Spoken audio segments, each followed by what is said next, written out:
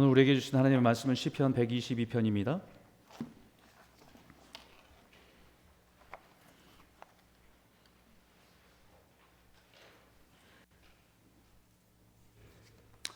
시편 122편입니다. 네, 제가 한 절, 여러분이 한 절 읽도록 하겠습니다. 제가 1절 읽겠습니다. 사람이 내게 말하기를 여호와의 집에 올라가자 할 때에 내가 기뻐하였도다. 예루살렘아, 너는 잘 짜여진 성읍과 같이 건설되었도다.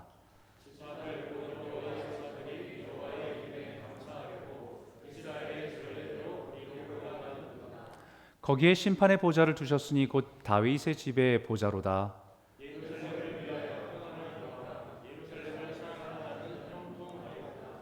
내 성 안에는 평안이 있고 내 궁중에는 형통함이 있을지어다.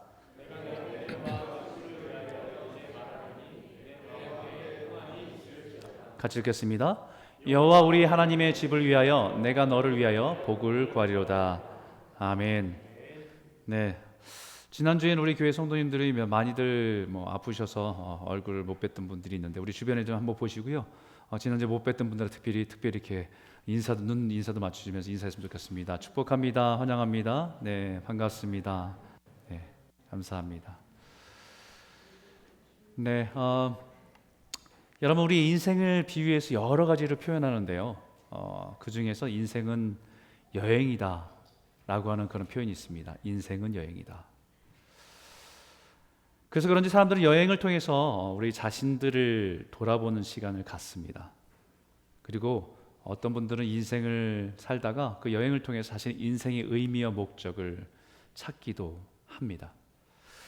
여러분 인생은 여행이다라고 이 짧은 표현으로 우리 인생을 표현하는데 왜 인생을 여행에 비유했을까요? 아마 여러 가지 이유를 얘기할 수 있겠지만 인생이라고 하는 본질을 여행에서 우리는 찾을 수 있기 때문에 우리는 인생은 여행과 같다라고 하는 것 같습니다. 우리는 늘 우리에게 주어진 일들을 해나가고 또 열심히 그것을 살아가다 보면 우리 인생이 마냥 이 땅에서 영원하게 살아갈 것으로 착각하고 살아가게 되죠. 그런데 잠시 모든 것을 내려놓고 여행을 하다 보면 우리가 깨닫는 것은 우리는 언젠가 이렇게 살아가다가 돌아갈 날이 있겠지, 있는 존재지라고 하는 그 본질적인 의미를 다시 생각하기 때문에 인생은 여행이다라고 표현하는 것 같아요. 여러분 우리가 여행을 많이 좋아들 하시잖아요. 여행을 많이들 가시고 좋아하시는데 여행을 아무리 잘 계획을 하고 준비를 해도 늘 여행하다 보면 생각지도 못한 일들이 일어나는 게 여행인 거예요. 스케줄대로 쫙 짜놓고요. 어디서 뭐 할지 식사는 어디서 다 계획을 짰어도 여행은 계획대로 안 되는 일이 발생하는 게 여행인 것 같아요. 그 순간 속에 자신이 그 문제를 해결해 가면서 자기 자신을 돌아보기도 하고 그 한계를 인정하면서 인생은 여행과 같다라는 의미를 새기기도 합니다. 이번에 저희 가족은 오랜만에 또 휴가를 켈로나로 다녀왔어요. 2박 3일 캠핑을 하기로 해서 켈론을 다녀왔거든요. 되게 오랜만에 간 것 같습니다. 밴쿠버와는 또 다른 그런 자연 환경이 펼쳐져 있습니다. 사막과 같은 기후인데 거기에 오카나간이라고 하는 그 호수가 굉장히 큰 호수를 주변으로 도시가 형성되어 있는 것을 보게 됩니다.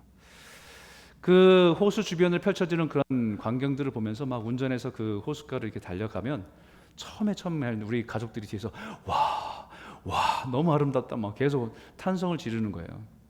근데 그 탄성 지르는 것도 하루 이틀 왔다 갔다 하다 보니까 그 다음부터 감격이 없어요. 감사도 없고 너무 평범해진 겁니다. 마치 밴쿠버에 처음에 캐나다 오신 분들이 이 자연 환경을 보면서 너무 아름답다고 감탄하면서 좋아했던 분들이 여기서 일상을 살아가다 보면 그 모든 자연들은 그냥 당연한 것이 되어버리고 감사와 감격들은 잃어버린 채 사는 것과 똑같지 않나라는 생각을 해봤어요. 근데 저희가 그 캠핑하는 가운데 텐트를 쳐놓고 이틀째 되는 날이었어요. 날씨가 너무 뜨거웠습니다. 38도까지 올라간 날이었어요. 근데 날씨가 너무 좋았기 때문에 그 텐트를 쳐놓고 이제 밖에 나갔다가 잠깐 이제 샤워하러, 가족들이 이제 샤워하러 잠깐 갔는데, 그 사이에 날씨가 막 급변하면서 강풍이 분 거예요. 호숫가의 강풍이 굉장히 세더라고요. 갑작스럽게 변하더라고요. 그러더니 와 보니까 텐트가 거의 다 날아가고, 뭐 테이블, 피크닉 테이블에 있던 거 다 날아가 버린 거예요. 난리가 났습니다. 어둑어둑해지는데. 그래서 갑자기 이제 막 들어갔고, 팩을 안 했던 거를 막 팩하기 시작하고, 잡아다가 나무에도 붙기 시작하고, 난리가 났어요, 저한테. 그러다 보니까 그때 딱 보니까 RV카가 왜 이렇게 부러운지 몰라요. 바람 부니까 그 사람들 다 RV카에 다 들어가 버린 거죠. 또 미리 이렇게 팩을 다 한 사람들은 좀 여유 있게 그 상황들을 대처하는 걸 보게 됐습니다. 그 상황에서 제가 한 가지 깨달은 게 뭐냐면, 한 가지 생각난 게 예수님의 비유가 생각났습니다. 반석에 지은 집은 바람이 불어도 흔들림이 없지만, 모래 위에 지은 집은 풍파가 치면 다 요동치고 무너질 수밖에 없다는 것. 마치 제가 그 바위 위에 지어야 되는데 그냥 간단하게 날씨가 좋으니까 텐트만 펼쳐놓고 살려고 했다가 결국 그 폭풍 앞에서 난처함을 당했던 모습을 보게 되는 거죠. 그 모습을 보면서 우리가 우리 인생에 견고한 틀 위에 세우지 않으면, 처음엔 괜찮지만 인생에 문제가 생기고 폭풍이 치면 그때 우리 인생의 가치가 적나라하게 드러나는구나라는 것을 깨닫게 되었습니다. 또 한 가지 깨달은 사실은 뭐냐면, 또 한 가지 깨달은 사실 한 가지가 더 있는데요.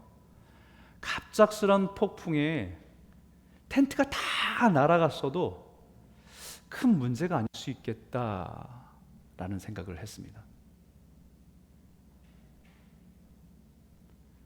모든 게 다 날아가 버려도 큰 문제가 아닐 수 있겠다. 왜냐하면 우리는 돌아갈 집이 있으니까. 그 생각이 갑자기 든 거예요. 이거 다 날아가 버려도 뭐 그까짓 거, 우리는 돌아갈 집이 있으니까. 사실 돌아갈 집이 없이 그 텐트에 모든 인생을 건 사람들은 그 폭풍은 심각한 문제가 될 수밖에 없는 겁니다. 아무리 자신이 거하는 텐트를 화려하게 아름답게 꾸미고 모든 것을 다 누린다 해도 결국 잠시 머물다 떠나야 되는 인생이라는 것이기 때문입니다. 그래서 여기에 중요한 오늘 말씀 중에서, 우리 인생은 여행이지 우리 인생이 방황은 아닙니다. 이곳저곳을 다니면서 세상을 경험하는 것은 비슷할 수 있습니다. 다니는 모습이 비슷할 수 있어요. 하지만 자신이 돌아갈 곳이 있는 사람은 우리 인생이 여행이지만, 돌아갈 곳이 없다고 한다면 그것은 인생은 여행이 아니라 방황일 것입니다. 오늘 시편을 기록한 다윗은 자신이 이스라엘의 왕으로서 모든 것을 누리며 살아가지만, 그가 잊지 않고 붙들려고 했던 것은, 우리는 이 땅에서 살아가는 순례자라는 사실을 붙들고 살았습니다. 여러분, 우리가 많은 것을 가지고 세상의 것을 만족하며 이 땅에 살아가면 우리가 쉽게 잊어버리는 것이, 우리가 순례자라는 사실들을 잊어버리기가 참 쉬워요.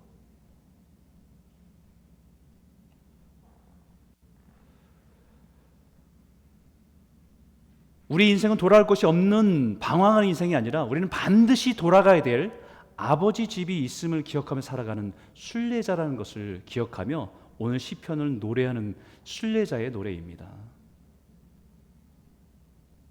그런 의미에서 여러분과 함께 첫 번째 나누고 싶은 주제는, 우리는 아버지 집으로 돌아가야 할 이 땅의 순례자라는 사실들을 잊지 마십시오. 1절 있는 말씀인데 우리가 같이 한번 읽어볼까요? 함께 읽겠습니다. 시작. 사람이 내게 말하기를 여호와의 집에 올라가자 할 때에 내가 기뻐하였도다.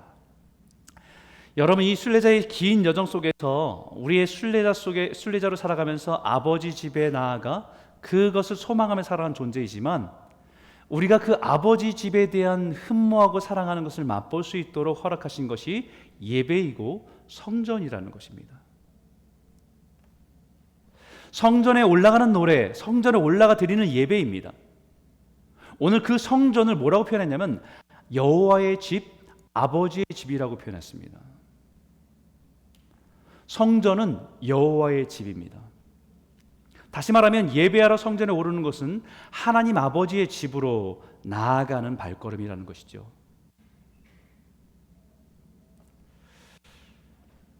근데 이 다윗이 성전에 대한 노래를 부르는데 사실 다윗의 시대에는 성전이 지어지지 않았을 때잖아요.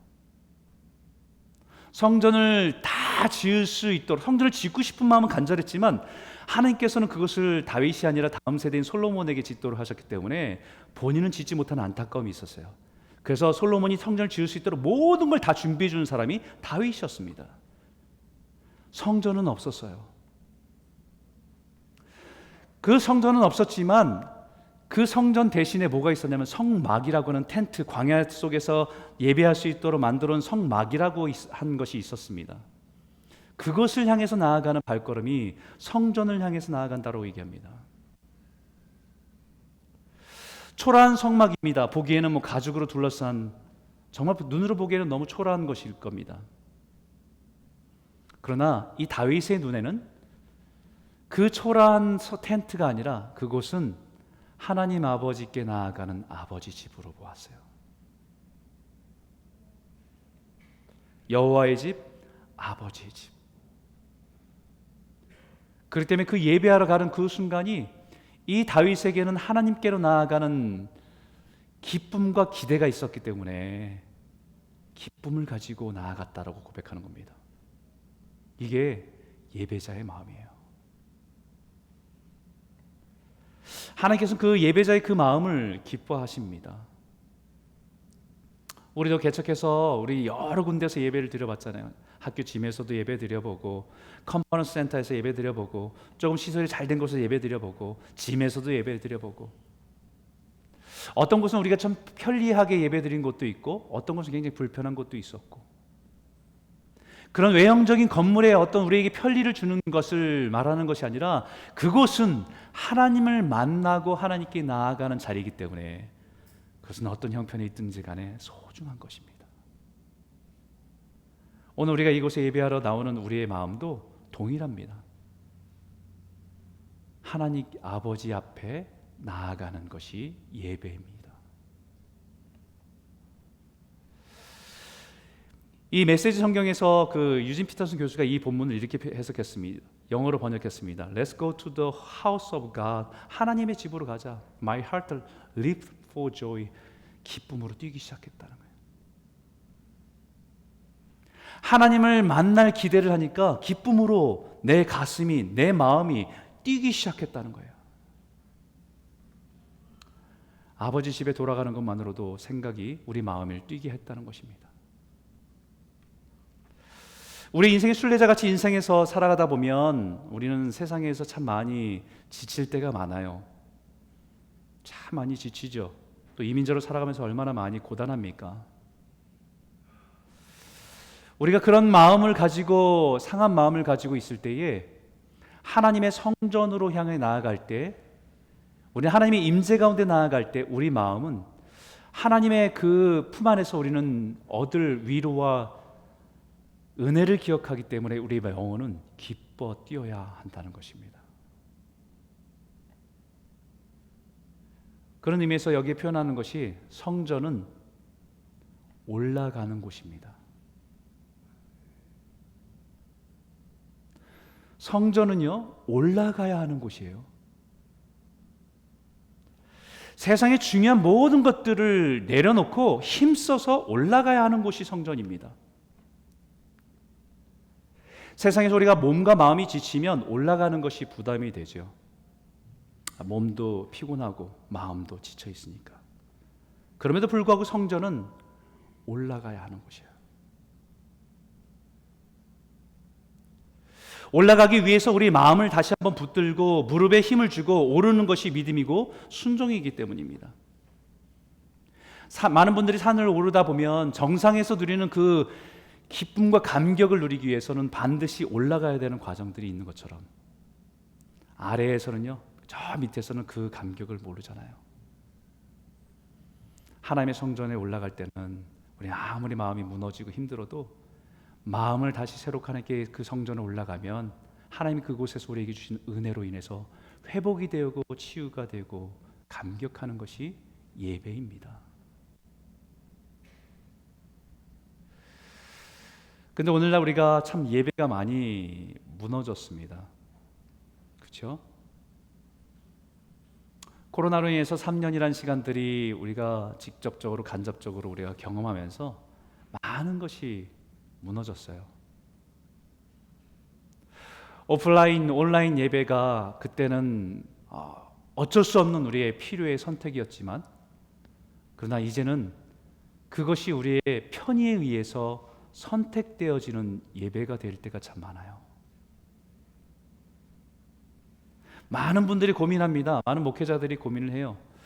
온라인 예배를 그냥 폐쇄할까? 닫을까?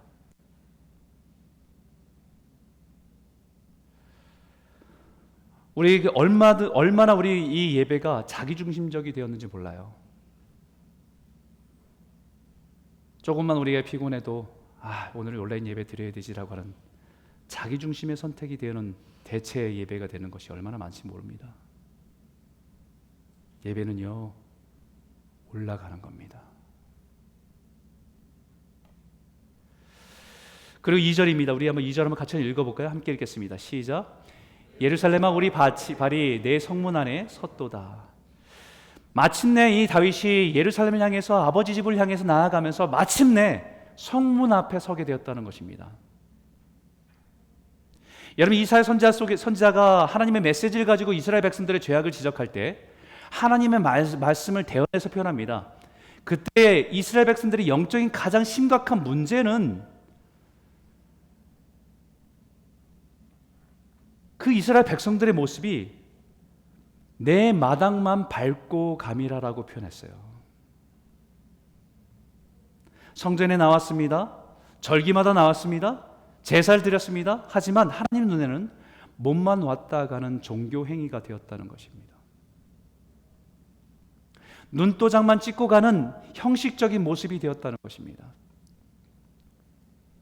근데 오늘 여기 말씀하는 우리 발이 성문 안에 섰도다라고 하는 말씀은 우리가 예배 가운데 나아간다는 것은요, 우리의 발을 하나님의 말씀 위에 서 있어야 한다는 겁니다. 하나님의 은혜 위에 서 있어야 됩니다. 하나님의 약속하신 그 말씀 위에 우리의 두 다리를 버티고 서 있는 것이 예배입니다. 사랑하는 성도 여러분, 우리 예배가 마당만 밟고 가는 행위가 되지 않기를 바랍니다. 자기의 편의에 따라서 클릭하는 것을 예배로 선택하는 일들은 없었으면 좋겠습니다. 바로 예배는 하나님의 집에 올라가는 훈련입니다. 이 땅에서 성전과 예배는 완전하진 않지만 하나님의 신실하신 약속 위에서 진정한 쉼의 맛을 누릴 수 있도록 우리에게 허락하신 영적인 충전소입니다. 이 맛을 아는 사람은 예배에 나아갈 때 가슴이 뛰는 거예요. 기쁨이 있는 겁니다. 기대를 가지고 나아가는 거죠. 저는 우리에게 예배를 드려 나온 성도님들이 인생의 수고와 인생에서 많은 상처와 아픔을 가진 채로 교회의 성전의 문 앞에 들어올 때 아버지 집이다. 인생의 모든 짐들을 다 내려놓고 하나님의 품 안에서 하나님의 위로와 은혜를 받고 충전되어지는, 그리고 다시 세상에 우리가 순례자의 길을 힘있게 살아갈 수 있는 영적인 충전이 되어지는 예배가 되기를 주의 이름으로 축원합니다. 두 번째 나누고 싶은 주제는 이겁니다. 영적인 균형과 질서가 인생은 아름답다. 영적인 균형과 질서가 있는 인생이 아름답다. 3절입니다. 같이 한번 읽어볼까요? 함께 읽겠습니다. 시작. 예루살렘아 너는 잘 짜여진 성읍과 같이 건설되었도다. 예루살렘을 향해서 너는 참 잘 짜여진 성읍과 같이 건설됐다, 이렇게 고백했어요. 여러분, 혹시 이스라엘에 가보신 분이 여기 계실까요? 예루살렘에 한번 가보신 분이 있으실까요? 우리들은 이 성경을 예루살렘과 이스라엘을 많이 접하기 때문에 거기에 대한 환상이 있어요. 근데 실제로 가보면요, 실망 많이 합니다. 예루살렘을 가보면요, 너무 복잡해요. 고대 도시이기 때문에 시대마다 깨어지고 다시 빌드업하고 리빌드하고 해서 너무 복잡합니다. 마치 미로 같아요. 너무 엉망입니다. 유대교, 기독교, 천주교, 다양한 종교가 얽혀설켜 있습니다. 유대인과 팔레스타인, 정치적인 이슈로 갈등하면서 테러가 일어나는 곳이 예루살렘입니다. 난리입니다. 그럼에도 불구하고 예루살렘은 너는 잘 짜인 성읍과 같이 건설되었다는 말은 다윗이 예루살렘을 수도로 정하면서 분명한 기준과 원칙을 가지고 그 도시를 건축했다는 말씀이에요.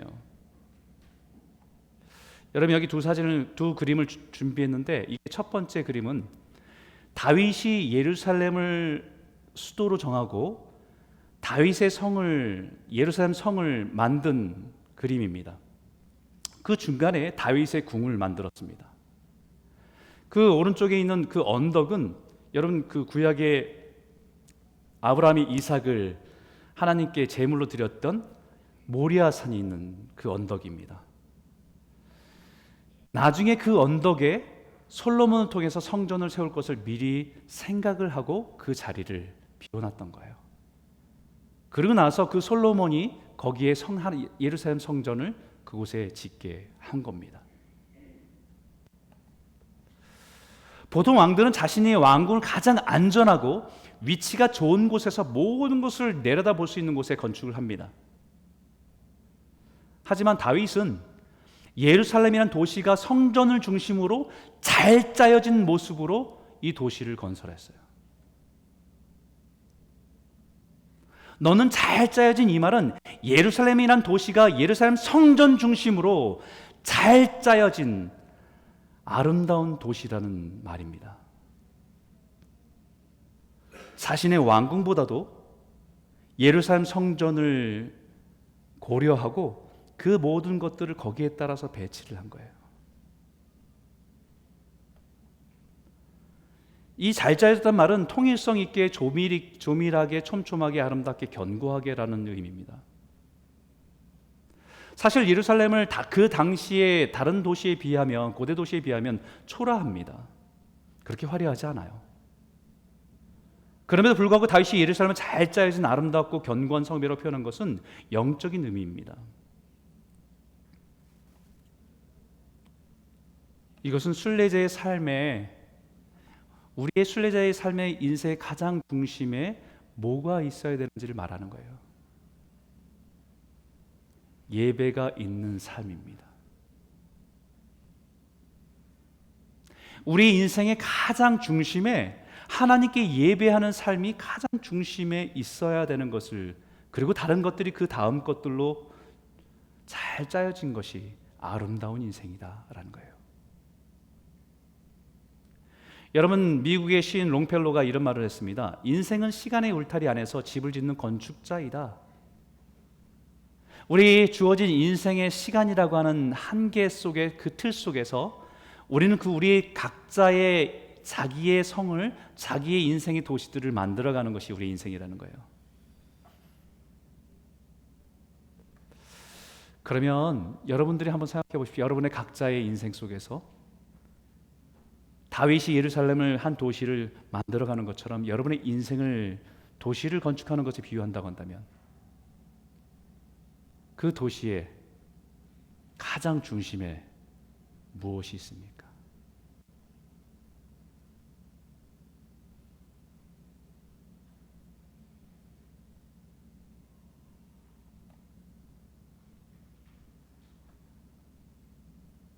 여러분들의 인생의 가장 중심에 무엇이 있는지 쉽게 알 수 있는 방법은, 우리가 수많은 문제 앞에서 결정할 때 그 결정하는 기준이 무엇이냐라고 하는 것에 대해서 여러분들은 그것이 여러분의 가장 중요한 것이 될 수 있어요.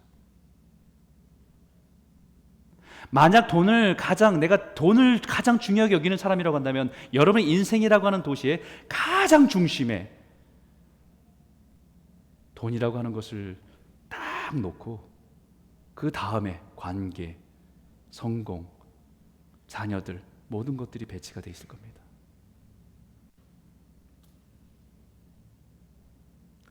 우리 인생의 성전을, 예루살렘 성전을 중심으로 우리 인생을 잘 짜여진 도시가 아름답다고 얘기하는 것은 우리 인생의 가장 중요한 우선순위는 하나님께 예배하는 것입니다라고 하는 것이 중심에 딱 있어야 한다는 거예요.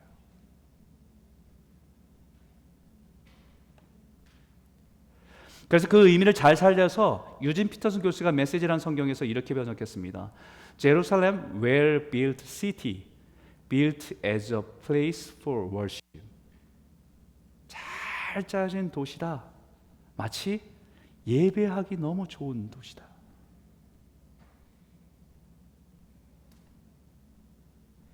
이 영적인 우선순위의 틀 속에서 우리 인생은 정리되고 잘 짜여져 있는 인생이 아름답다라고 말씀하시는 거예요.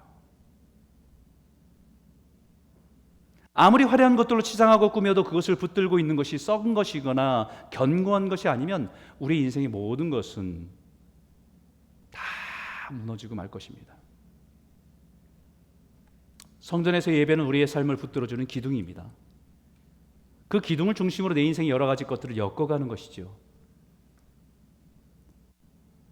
가장 하나님께 예배하는 그 중심에 두고 그 다음에 그 연결 속에서 가정을, 그 연결 속에서 자녀를, 그 연결 속에서 우리의 사업과 기업을, 그 연결 속에서 내 미래를, 그것들이 잘 짜여진 인생이 아름다운 인생이다라는 겁니다.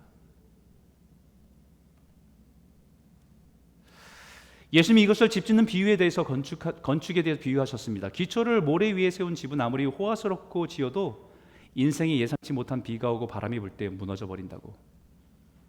그러나 기초를 반석에 놓고 공들여서 잘 지은 집은 더뎌 보이고 미련해 보여도 그의 인생은 고난이 올 때 그 가치가 드러난다는 겁니다. 4절과 5절의 말씀인데 우리 같이 한번 읽어볼까요? 함께 읽겠습니다. 시작. 지파들 곧 여호와의 지파들이 여호와의 이름을 감사하려고 이스라엘 전례대로 그리로 올라가는도다. 거기에 심판의 보좌를 두셨으니 곧 다윗의 집의 보좌로다. 예루살렘 성전에 올라가면서 이스라엘 백성들은 지파별로, 가족별로 성전에 올라갔다는 것입니다. 지파별로, 가족별로 성전에 올라가는 것이 축복입니다. 예배마다 자녀들과 같이 하나님의 집에 나아가는 설레는 마음으로 가족들이 함께 예배할 수 있다는 것이 얼마나 큰 축복인지 모릅니다. 그것도 이스라엘의 전례대로. 우리가 지난 매일 성경 묵상하면서 절기에 대해서 우리는 계속 묵상했는데 7절기에 대해서 나눴죠. 근데 가장 본질적인 가장 중요한 절기는 3절기입니다. 6월절, 7.7절, 초막절. 이 세 절기에는 유대인의 모든 남자들은 다 하던 걸 다 멈추고 예루살렘 성전에 가족들과 함께 올라가야 돼요. 예배하기 위해서. 전례대로 주님께 예배했다는 얘기는 이 세 가지의 의미가 중요하기 때문입니다. 6월절은 애굽에서 어린 양의 피로 구속받았음을, 하나님의 은혜로 구속받았음에 대한 의미와 감사를 가지고 하나님께 나아가는 것이고, 7.7절은 약속한 젖과 꿀이 흐르는 땅에서 들어가서 하나님이 약속하신 대로 그곳에서 수확을 얻어서 열매를 갖게 된 기쁨과 감사함을 가지고 하나님께 나아가는 것이고, 초막절은 모든 수확을 마친 후에 자신의 텐트에 들어가서 자신의 장막에 들어가서 온 가족들과 함께 하나님을 찬송하면서 안식하게 되는 것을 의미합니다. 이 세 가지는 우리의 신앙의 가장 본질적인 핵심입니다. 어린 양 되신 예수 그리스도의 십자가의 죽음의 은혜로 구속받았음에 대한 감격과 감사, 뿐만 아니라 하나님의 자녀가 된 자들에게 성령을 주셔서 성령을 통해서 우리 삶이 변화되고 성령의 열매를 맺어가는 삶의 열매를 가지고 감사하는 그 삶의 변화, 그리고 장차 우리는 이 땅의 모든 순례자의 삶을 마치고 하나님의 본향을 향해서, 하나님의 성전을 향해서, 하나님의 집을 향해 나아가 영원한 안식 가운데 들어간다는 소망.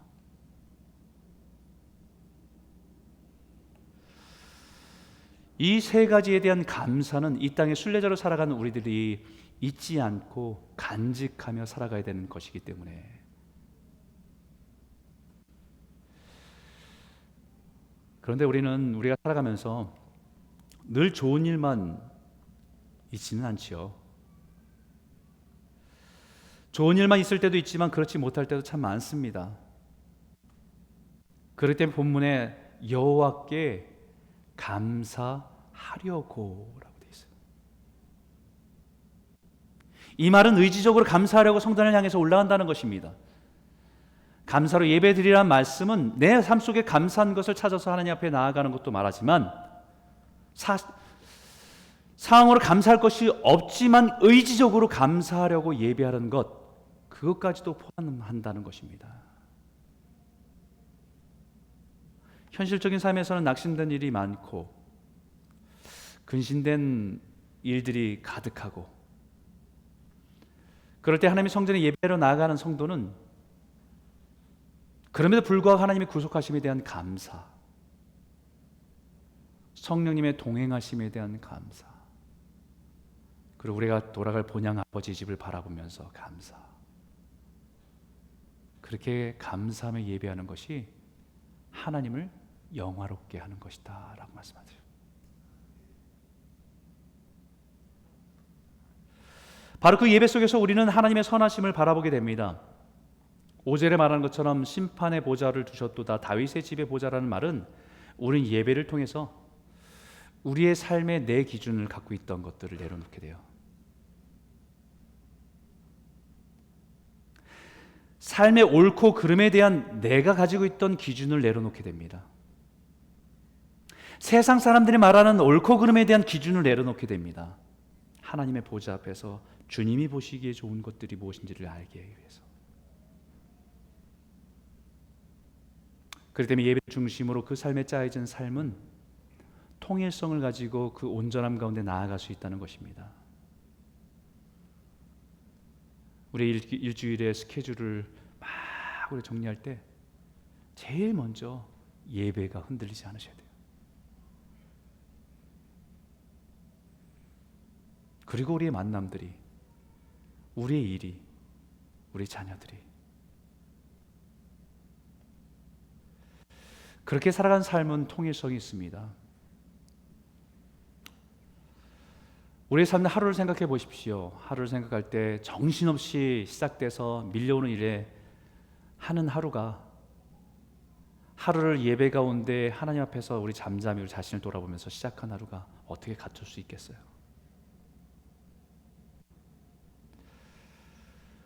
오늘 이 말씀을 통해 다시 한번 우리의 삶이 하나님 앞에서 균형 잡힌 통일성 있는 그 주님을 모신 아름다운 성전으로 지어져가는 저와 여러분 모두가 되시길 주의 이름으로 축원합니다. 세 번째는 순례자의 삶은 평안을 구하고 형통은 누리는 것입니다. 우리 6절과 7절 있는 말씀인데 같이 한번 읽겠습니다. 시작. 예루살렘을 위하여 평안을 구하라. 예루살렘을 사랑하는 자는 형통하리로다. 내 성 안에는 평안이 있고 내 공중에는 형통함이 있을지어다. 우리가 아버지 집에서 구해야 될 것이 있습니다. 그리고 누려야 할 것이 있어요. 먼저 구해야 될 것은 평안을 구하는 것입니다. 우리는 이게 막 거꾸로 됐잖아요. 형통을 구하잖아요. 잘 되기를 원하는 걸 구하잖아요. 근데 우리가 먼저 구할 게 있어요. 그것은 형통이 아니라 평안입니다. 우리가 잘 아는 이 평안이라는 말은 샬롬이라는 거죠. 평화, 평안, 완전함이란 뜻이에요. 우리가 하나님의 집에 나아가면서 구해야 될 것은 샬롬입니다. 하나님의 평강이 내 삶을 다스리도록, 세상이 줄 수 없는 그 평강이 내 삶에 임하도록 구하라라는 것입니다. 그 평강이 우리의 삶을 덮도록 구하라는 것이죠. 그래서 우리 찬송 중에 이런 찬송이 있습니다. 이 땅의 험한 길 가는 동안에 참된 평화가 어디 있나. 우리 모두 다 예수를 친구 삼아 참 평화 누리겠네. 평화, 평화로다. 하늘 위에서 내려오네.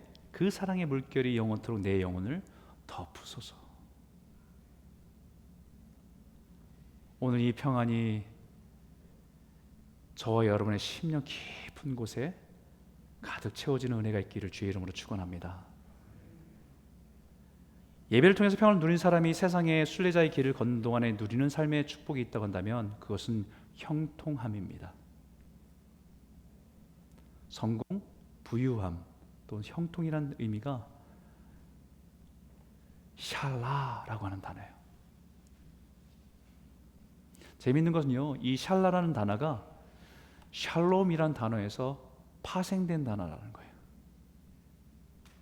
결국은 형통함이라고 하는 것은 하나님의 샬롬이 내 삶 가운데 가득 부어질 때 우리의 상황과 상관없이 누려지는 형통함, 하나님 내 삶을 지켜주시는 은혜가 샬라라는 겁니다.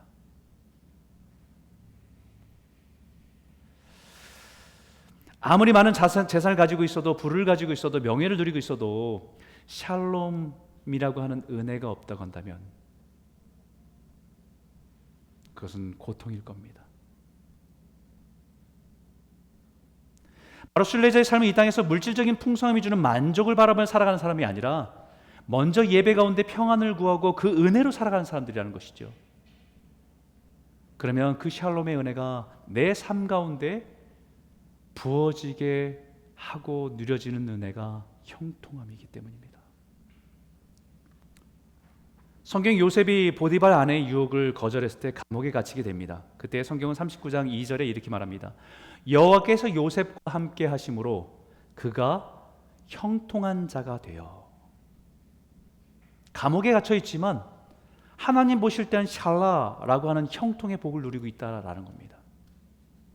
더 재미있는 것은 3절에 그의 주인이 여호와께서 그와 함께 하심을 보며 또 여호와께서 그의 범사에 형통하게 하심을 보았더라라고 말씀하듯이 주인 보디발이 요셉의 삶에서 보게 된 것이 그 인생의 형통함을 보았다는 겁니다. 세상 사람들이 생각할 때는 이해가 되지 않는 모습입니다. 억울해서 벽을 치고 울고 통곡해도 부족한 그 순간에 하나님이 주신 그 샬롬이 그 삶 가운데 가득해서 요동치지 않는, 자신이 이해할 수 없는 그 평안함이 그에게 있는 것을 보면서 그의 인생이 형통함을 보았다는 것입니다.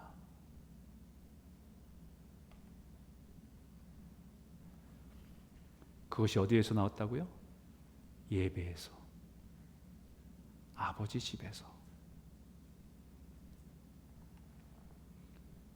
순례자의 삶에 그 은혜가 있는 사람은 순례자의 삶에 힘이 있습니다. 저와 여러분의 삶에 이 평안의 은혜가 풍성히 넘쳐서 모든 상황 속에서도 그 형통함의 축복이 저와 여러분 삶 가운데 가득 부어지는 역사가 있기를 주의 이름으로 축원합니다. 네, 여러분, 예수님이 예루살렘을 보시면서 우신 적이 있으세요. 누가복음 19장 41절과 42절인데 같이 한번 읽어볼까요? 함께 읽겠습니다. 시작. 가까이 오사 성을 보시고 오시며 이르시되 너도 오늘 평화에 관한 일을 알았더라면 좋을 뻔하였거니와 지금 내 눈에 숨겨졌도다. 예루살렘, 평화의 성입니다. 말 그대로 직역하면 샬롬의 기초를 둔 성이란 뜻이에요. 하나님의 기초, 하나님의 평강의 기초를 둔, 그렇게 살아가야 될 예루살렘의 성이 세상의 온갖 부유함과 풍성함을 자신의 자랑으로 살아가는 모습을 보면서 예수님은 안타까워서 우신 겁니다. 당시 제자들도 흥분했습니다. 자신들의 눈에 보이는 성전의 화려함을, 그것을 보면서 자부심을 가지고 자랑했습니다. 그 당시의 성전은 헤롯 성전이었어요. 헤롯이 솔로몬의 성전을 다시 재건하면서 더 화려하게, 마치 자신의 위엄을, 자신의 업적을 드러내기 위해서 더 위엄을 갖도록 아름답게 지었습니다. 그걸 바라봤던 제자들은 성전의 아름다움에 취해서 야, 이거 보라고, 대단하지 않습니까? 라고 감격하고 자랑스러웠어요. 근데 예수님은 그것을 보고 안타까워서 우셨어요.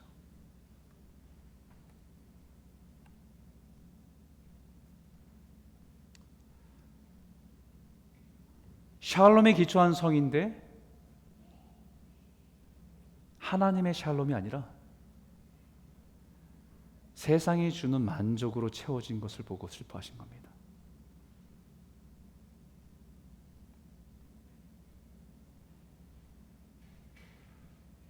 성도는 샬롬에 기초한 그 위에 서 있는 사람들이 성도입니다. 성도는 이 땅의 순례자입니다. 하나님의 평안을 구하고 그 은혜를 따라 살아가는 사람들입니다. 그렇기 때문에 우리는 이 땅에서 병들어도, 이 땅에서 내 기대와 소망이 무너져도, 내가 원하고 바라는 일들이 내 뜻대로 이루어지지 않아도 우리는 하나님의 평안을 구하고 그 은혜 가운데 살아가는 사람들입니다. 오늘 그 샬롬의 축복이 저와 여러분의 삶 가운데 가득 채워지기를 진심으로 축원합니다. 그러므로 우리의 삶에 하나님이 함께 하시는 형통함의 축복이 부어지기를 소원합니다. 그 사람이 세상을 향해서 말할 수 있어요. 8절과 9절입니다. 내가 내 형제와 친구를 위하여 이제 말하리니 내 가운데 평안이 있을지어다.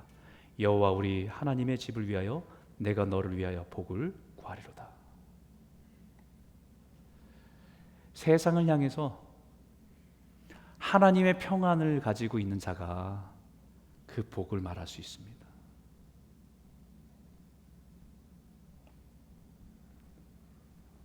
성도는 그 복을 전하는 축복의 통로입니다. 저와 여러분이 이 땅에 하늘의 복을 전하는 축복의 통로임을 기억하고 하나님의 축복을, 하나님의 평안을 선포하며 전하며 자랑하며 살아가는 복된 성도님들 다 되시길 주의 이름으로 축원합니다. 우리 한번 같이 한번 기도할까요?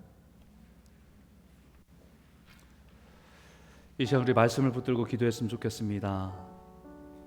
하나님, 우리가 이 땅에 살아가는 순례자임을 잊지 않게 하여 주십시오. 우리는 반드시 돌아가야 될 아버지 집이 있음을 기억하며 살아가게 하여 주시고, 하나님의 성전에 나갈 때마다 아버지께 나아가는 그런 마음으로 기대와 소망을 가지고 나아갈 수 있도록 우리를 인도해 주십시오.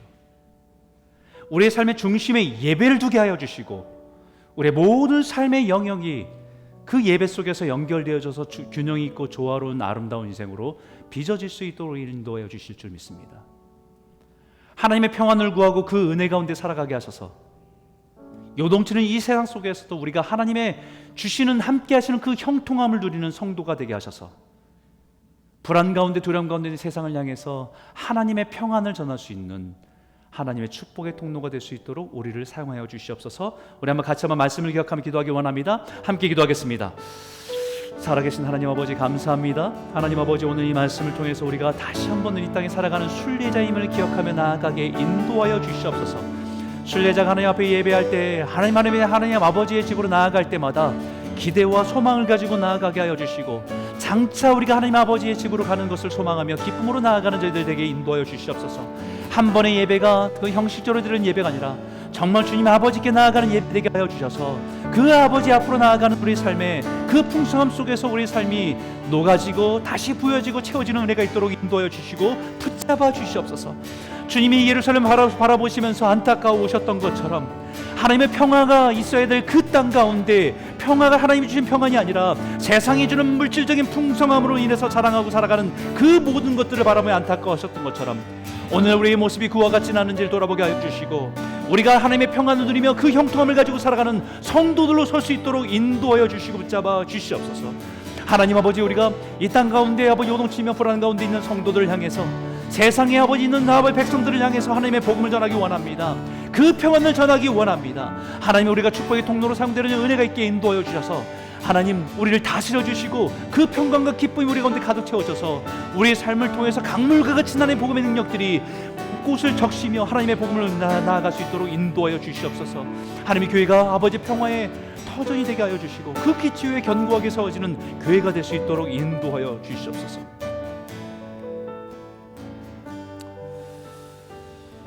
하나님 아버지,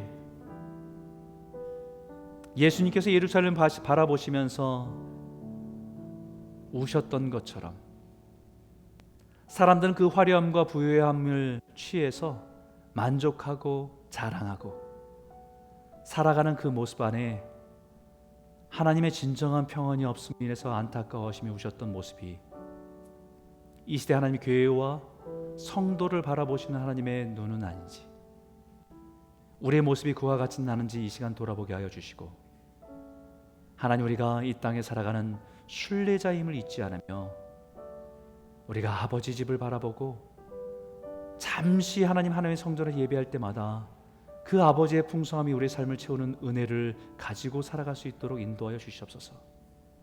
하나님, 평강을 구합니다. 하늘의 샬롬을 구합니다. 우리가 간구할 때마다 주님께서 우리의 마음을 지키셔서 평강 주시기로 하신 것처럼 우리의 모든 혼란하고 부족함과 연약함과 있는 모든 삶 가운데 하나님의 평강으로 채워주셔서 요동치는 이 세상 속에서 하나님이 함께 하시는 형통함의 복을 누릴 수 있는 성도의 삶이 되게 인도하여 주시옵소서. 하나님, 이제는 우리가 세상을 향해서 하나님 외칠 수 있게 하여 주시고, 세상에 알 수 없는 평강, 주님이 우리에게 주신 그 평강을 가지고 하나님의 복을 전하는 성도로 살아갈 수 있도록 우리를 축복의 통로로 사용하여 주시옵소서. 하나님, 이 시대 교회와 성도들이 하나님이 이 복을 누리게 하여 주시고 그 형통함의 복을 세상 가운데 선포할 때 하나님의 복의 근원 되심을 세상 가운데 선포하며 나아가는 귀한 복된 교회와 성도가 될 수 있도록 허락하여 주시옵소서. 예수님 이름으로 감사하며 기도드렸습니다. 아멘.